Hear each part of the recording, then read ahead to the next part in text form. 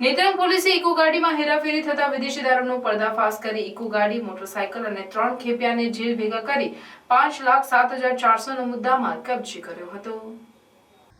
Netrang police સ્ટેશનના PSI R Gohil staff પેટ્રોલિંગમાં હતા, જે દરમિયાન ડેડિયાપાડા તરફથી એક સફેદ કલરની ઇકો ગાડી નંબર GJ22H2613માં દરવાજાના ફળિયામાં અને બોનેટમાં બે ઇસમો રવાજાના ફળિયામાં તથા બોનેટમાં વિદેશી દારૂનો જથ્થો રાજવાડી તરફ લઈ જનાર છે, જેની આગળ સ્પ્લેન્ડર મોટરસાયકલ નંબર GJ26E9641 ઉપર એક ઇસમ પાયલોટિંગમાં છે તેવી બાતમી મળતા પૂરતા પોલીસ બંદોબસ્ત સાથે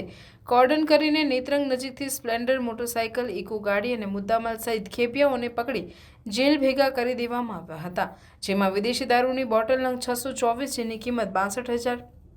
સ્પ્લેન્ડર મોટરસાયકલ જેની કિંમત 30,000,